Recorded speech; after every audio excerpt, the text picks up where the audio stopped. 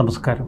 മലയാളി വാർത്ത ഇൻസൈഡിലേക്ക് സ്വാഗതം. നമ്മൾ കേട്ടതല്ല സത്യം. CMRL എക്സാലോജിക് ഇടപാടുമായി ബന്ധപ്പെട്ട എൻഫോഴ്സ്മെന്റ് ഡയറക്ടറേറ്റ് അന്വേഷണങ്ങൾക്കെതിരെ CMRL ഹൈക്കോടതിയെ സമീപിച്ചിരുന്നു.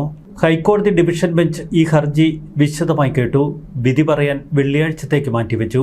വെള്ളിയാഴ്ച വരെ CMRLനെതിരെ യാതൊരുവിധ കർശന നടപടികളും പാടില്ല എന്ന് ഡിവിഷൻ ബെഞ്ച് പറയുന്നു. ജസ്റ്റിസുമാരായ രാജ വിജയരാഘവൻ, ജസ്റ്റിസ് KV ജയകുമാർ എന്നിവരടങ്ങുന്ന ഡിവിഷൻ ബെഞ്ചാണ് ഇഡിക്ക് നിർദ്ദേശം നൽകിയത്.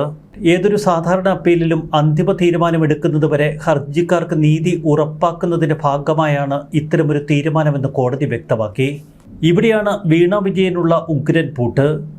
കോടതി നൽകിയ ഈ സംരക്ഷണം അപ്പീൽ ഹർജി നൽകിയ CMRL കമ്പനിക്ക് മാത്രമായി പരിമിതപ്പെടുത്തിയിരിക്കുന്നു. കേസിലെ മറ്റു കക്ഷികളായ മുൻ മുഖ്യമന്ത്രി പിണറായി വിജയന്റെ മകൾ വീണ വിജയൻ ഉൾപ്പെടെയുള്ളവർക്കെതിരെ നടപടികൾ സ്വീകരിക്കുന്നതിന് ഇഡിക്ക് യാതൊരുവിധ തടസ്സവുമില്ല. ഇക്കാര്യങ്ങളിൽ ഇഡിക്ക് നിയമപരമായ യാതൊരുവിധ തടസ്സങ്ങളുമില്ല എന്ന് കോടതി നിരീക്ഷിച്ചു. വീണ വിജയൻ കോടതിക്ക് മുന്നിലുള്ള കക്ഷിയല്ലാത്തതുകൊണ്ട് അവർക്കെതിരെയുള്ള അന്വേഷണവുമായി മുന്നോട്ടു പോകുമെന്ന് ഇഡി കോടതിയിൽ വ്യക്തമാക്കി. ഇക്കാര്യം കോടതി അംഗീകരിക്കുക കൂടി ചെയ്തതോടെ വീണ വിജയനുള്ള കുരുക്ക് പൂർണ്ണമായി മുറുകിയിരിക്കുന്നു. വീണ വിജയനുമായി ബന്ധപ്പെട്ട മുഴുവൻ ബാങ്ക് അക്കൗണ്ട് വിവരങ്ങളും തങ്ങൾ ശേഖരിക്കുമെന്ന് ഇഡി കോടതിയിൽ പറഞ്ഞു. CMRLലെ ഉന്നത ഉദ്യോഗസ്ഥരെ അടക്കം ചോദ്യം ചെയ്യാനും മറ്റ് തടസ്സങ്ങളില്ല.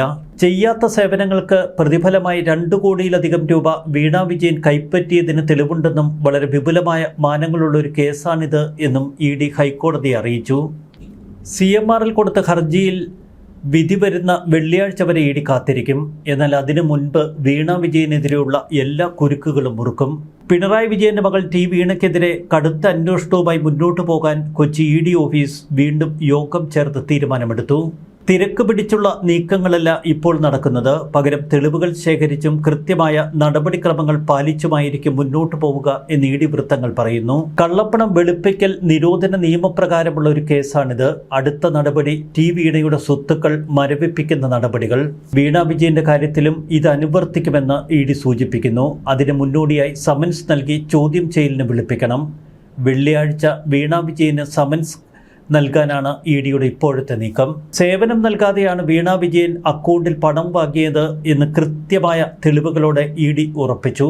CMRLന്റെ ഭാഗത്തു നിന്ന് കള്ളപ്പണം വെളുപ്പിക്കലാണ് നടന്നിരിക്കുന്നത്.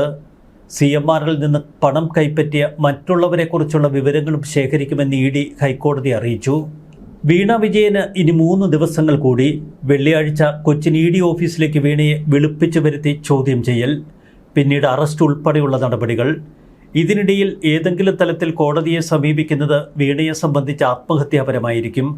കോടതിയുടെ എന്തെങ്കിലും നിരീക്ഷണങ്ങൾ വീണയ്ക്കെതിരായാൽ ഇഡിക്ക് അറസ്റ്റ് ഉൾപ്പെടെയുള്ള നടപടികൾക്ക് വേഗത കൂട്ടാം. ഏറ്റവും നിർണായകമായ 3 ദിവസങ്ങളാണ് വീണയ്ക്ക് മുന്നിലും മറുവശത്ത് ഇഡി ഉദ്യോഗസ്ഥരെ ആക്രമിച്ച കേസിലെ പ്രതികൾക്ക് മുന്നിലും. പിണറായി വിജയന്റെ വീടിന് മുന്നിൽ ഇഡി സംഘം ആക്രമണത്തിനിരയായ കേസിൽ സംസ്ഥാന പോലീസ് നടത്തുന്ന അന്വേഷണത്തിൽ ഇഡിയുടെ നിരീക്ഷണവും ഉണ്ടാകും എന്ന് ഇഡി പറയുന്നു. സമാന്തരമായി തങ്ങളും തെളിവുകൾ ശേഖരിക്കുമെന്ന സൂചന. ഇവിടെയാണ് ഏറ്റവും ശക്തമായ ചില മുന്നറിയിപ്പുകൾ നിൽക്കുന്നത്. ബംഗാളിൽ മുൻപ് ഇഡി ഉദ്യോഗസ്ഥരെ ആക്രമിച്ച സംഭവത്തിൽ അന്വേഷണത്തിന് CBIയെ നിയോഗിച്ചിരുന്നു. കേരളത്തിൽ സമാന രീതിയിലുള്ള ഒരു അന്വേഷണം വേണമെന്ന് ഇഡി ഉദ്യോഗസ്ഥർ ആഭ്യന്തര വകുപ്പിനെ അറിയിച്ചിട്ടുണ്ട്. ഫയൽ ആഭ്യന്തരമന്ത്രി അമിത്ഷായുടെ മുന്നിൽ ഉടനെത്തും. കേന്ദ്ര ആഭ്യന്തര മന്ത്രാലയം ഇക്കാര്യത്തിൽ അന്തിമ തീരുമാനമെടുത്തിട്ടില്ല. CBI കേസ് ഏറ്റെടുത്താൽ പ്രതികളുടെ കാര്യം കട്ടപ്പുക. അല്ലെങ്കിൽ തന്നെ വർഷങ്ങൾ അഴിയെണ്ണേണ്ടി വരും അവർക്കൊക്കെ ഇനി പുറത്തിറങ്ങാൻ. സംസ്ഥാന പോലീസ് നടത്തുന്ന അന്വേഷണം കാര്യക്ഷമമല്ല എന്ന് കണ്ടാൽ കേന്ദ്ര ഇടപെടൽ ഉടനുണ്ടാകും. കേസിന്റെ വിശദാംശങ്ങൾ കേന്ദ്ര ആഭ്യന്തര മന്ത്രാലയം സംസ്ഥാനത്തോടാരായും. കേന്ദ്ര ഇന്റലിജൻസ് കേരളത്തിലെ സംഭവ വികാസങ്ങൾ പൂർണ്ണമായി നിരീക്ഷിക്കുന്നുണ്ട്. വധശ്രമം ഉൾപ്പെടെയുള്ള വകുപ്പുകളാണ് പ്രതികൾക്കെതിരെ ചുമത്തിയിരിക്കുന്നത്. ഇതിനിടയിൽ വീണ വിജയനു വേണ്ടി ജയിലിൽ കിടക്കുന്ന പാർട്ടി സഖാക്കളുടെ പേരിൽ വലിയ ട്രോളുകളാണ് സമൂഹ മാധ്യമങ്ങളിൽ. ഇഡി ഉദ്യോഗസ്ഥർ പിണറായി വിജയൻ താമസിക്കുന്ന വീടിന് മുന്നിലെത്തിയത് വീണ വിജയനെ ചോദ്യം ചെയ്യാനും വീട് പരിശോധിക്കാനുമാണ്. എന്തിനാണ് സീനിയർ കൗൺസിലർ ഉൾപ്പെടെയുള്ള 25 CPM പ്രവർത്തകർ ആ വീടിന് മുന്നിൽ തടിച്ചുകൂടിയതും ജയിലിലായതും എന്ന ചോദ്യം പാർട്ടി നേതാക്കൾ ഉയർത്തുന്നു. റെയ്ഡ് കഴിഞ്ഞ് പുറത്തിറങ്ങിയ ഉദ്യോഗസ്ഥരെ ആക്രമിക്കാനും അവരുടെ വാഹനങ്ങൾ തകർക്കാനും ശ്രമിച്ച ഈ സഖാക്കൾ ജീവൻ പണയം വെച്ച് അവിടെ നിലയുറപ്പിച്ചത് വീണയെ സംരക്ഷിക്കാനോ? CPM എന്നാൽ കേരളത്തിലെ ഏറ്റവും കരുത്തുറ്റ കേഡർ പാർട്ടി തന്നെ. എന്നാൽ ആ പാർട്ടി തീർത്തും പ്രതിരോധത്തിലായിരിക്കുന്നു ED ഉദ്യോഗസ്ഥരെ ആക്രമിച്ച കേസിൽ. 25-ലേറെ പ്രവർത്തകർ ഇപ്പോൾ ജയിലഴിക്കുള്ളിൽ. ഇനിയും കൂടുതൽ പ്രവർത്തകർ അഴിക്കുള്ളിലാകുമെന്ന് CPM നേതൃത്വത്തിനറിയാം. അവരെ രക്ഷിക്കാൻ ഒരുവിധ വഴിയുമില്ല. കേരള പോലീസ് ഈ കേസിൽ വെള്ളം ചേർത്താൽ അപ്പോൾ തന്നെ ആഭ്യന്തര മന്ത്രാലയം ഇടപെട്ട് CBIയെ ഇങ്ങോട്ടയക്കും. ചെകുത്താനും കടലിനുമിടയിൽ കിടന്ന് പിടയുകയാണ് CPM നേതൃത്വം. തെരഞ്ഞെടുപ്പിൽ തോറ്റാലൊന്നും തങ്ങളുടെ കേഡർ പാർട്ടിക്ക് ഒരു ചുക്കും സംഭവിക്കില്ല എന്ന നിലപാടായിരുന്നു പിണറായിക്ക് കൂട്ടർക്കും.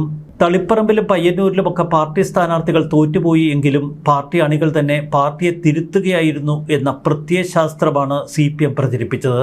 പാർട്ടിക്ക് വേണ്ടി അടികൊള്ളാനോ ജയിലിൽ കിടക്കാനോ ജീവൻ വെടിയാനോ ഒരു മടിയുമില്ലാത്ത ഒട്ടനവധി നേതാക്കളും പ്രവർത്തകരും ഈ പാർട്ടിയിലുണ്ട്. എന്നാൽ തിരുവനന്തപുരത്ത് വെച്ച് ED ഉദ്യോഗസ്ഥരെ ആക്രമിച്ചത് എന്തിനു വേണ്ടി? ഇത് പാർട്ടിക്ക് വേണ്ടി പാർട്ടി സഖാക്കൾ എടുത്ത നിലപാടാണോ? അതാണ് പ്രവർത്തകർ സമൂഹ മാധ്യമങ്ങളിൽ ശക്തമായി ചോദ്യം ചെയ്യുന്നത്. പാർട്ടി ആരാണ്? എന്താണ് പാർട്ടി? നേതാക്കളാണോ പാർട്ടി? അതാ പാർട്ടി ഓഫീസാണോ പാർട്ടി? പല ചോദ്യങ്ങൾ പലവിധ ട്രോളുകളായി ഉയരുന്നു. പാർട്ടിയെ സംരക്ഷിക്കാനാണ് തങ്ങൾ തെരുവിലിറങ്ങി പ്രതിഷേധ സമരം നടത്തിയത് എന്നൊക്കെയുള്ള വിശദാംശങ്ങൾ ഇവിടെ ചവറ്റുകൊട്ടയിലേക്ക് വലിച്ചെറിയപ്പെടുന്നു. പ്രതിപക്ഷ നേതാവ് പിണറായി വിജയൻ്റെയും മകൾ വീണ തൈക്കണ്ടിലിൻ്റെയും ഭർത്താവ് മുഹമ്മദ് റിയാസിൻ്റെയും ഒക്കെ വീടുകളിൽ ED റെയ്ഡ് നടത്തിയപ്പോൾ അവരെ സംരക്ഷിക്കാൻ എന്തിനാണ് പാർട്ടി സഖാക്കളെ അതത് വീടുകളുടെ മുന്നിലേക്ക് അയച്ചത്? റെയ്ഡിൻ്റെ ഭാഗമായി പിണറായി വിജയനെ ചോദ്യം ചെയ്തു എന്ന മാധ്യമപ്രവർത്തകരുടെ ചോദ്യത്തിന് പിണറായി നൽകിയ വിശദീകരണം അതിലെല്ലാമുണ്ട്.